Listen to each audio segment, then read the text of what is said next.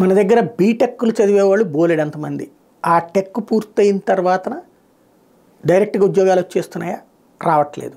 డిగ్రీలు పూర్తయ్యాక డైరెక్ట్‌గా ఉద్యోగాలు వస్తున్నాయా? రావట్లేదు. ఎందుకని? ప్రొఫెషనల్ ట్రైనింగ్ వాళ్ళకి లేకపోవడం వల్ల.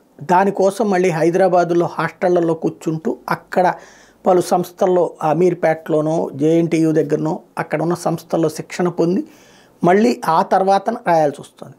అలా కాకుండా చదువుకున్నట్టున్నప్పుడే అట్లాంటి కోర్సుల శిక్షణ, అది కూడా విదేశాలకు సంబంధించినటువంటి శిక్షణ కూడా ఇస్తే అప్పుడు వాళ్ళ చదువులు పూర్తయ్యే నాటికి వేగంగా ఉద్యోగ అవకాశాలు లభించాలన్నటువంటి ఉద్దేశంతో ఆంధ్రప్రదేశ్ ప్రభుత్వం జగన్ సర్కార్ ఒక కీలకమైనటువంటి చర్య తీసుకుంది. అందులో భాగంగా ఎడెక్స్తో రాష్ట్ర ప్రభుత్వం ఒప్పందం ఇవాళే ఇందులో మన రాష్ట్రంలో 12 లక్షల మందికి పైగా విద్యార్థులు వరల్డ్ క్లాస్ వర్సిటీలు ఇతర విద్యా సంస్థలు అందించే 2000కు పైగా ఎడెక్స్ ఆన్లైన్ కోర్సులు రెగ్యులర్ కోర్సులతో పాటు ఉచితంగా చదువుకోవచ్చు, సర్టిఫికేట్ కూడా పొందవచ్చు. ప్రపంచంలో అత్యున్నత స్థాయి విశ్వవిద్యాలయాలు సంస్థలకు చెందిన అత్యుత్తమ అధ్యాపకులతో మన విద్యార్థులకు బోధన, హార్వర్డ్, ఎంఐటి, ఎల్ఎస్సి, కొలంబియా సహా పలు అత్యుత్తమ వర్సిటీల నుంచి కోర్సు సర్టిఫికెట్లు, క్రెడిట్లు జారీ ఇవన్నీ కూడా చేసుకురాబోతున్నారు. ఇది రాష్ట్ర ప్రభుత్వం ఆ సంస్థకి ఎడెక్స్కి డబ్బులు కడుతుంది.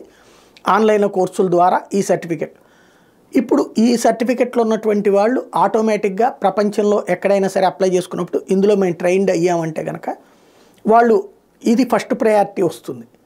అలాంటిదంటే చదువుకుంటున్నప్పుడే చదువు పూర్తవ్వగానే కావాల్సి ఉంటుంది. కేంద్ర ప్రభుత్వం నరేంద్ర మోడీ సర్కార్ అట్లాగే కదా, ఇప్పుడు డిగ్రీలు చేస్తున్నప్పుడే లాస్ట్లోనే అప్రెంటిస్ చేయాలా, వివిధ సంస్థలతో టైఅప్ అవ్వండి అని చెప్పింది కదా, అట్లాగా ఓ రకంగా ఇప్పుడు విద్యార్థుల భవిష్యత్తు అంటే చదువు వాళ్ళ సావేదాలు జావాలి అన్నటువంటి రూట్లో కాకుండా ప్రభుత్వాలు అందులో వాళ్ళ భవిష్యత్తుకు దృష్టిలో పెట్టుకుని అడుగులు వేస్తున్నాయి.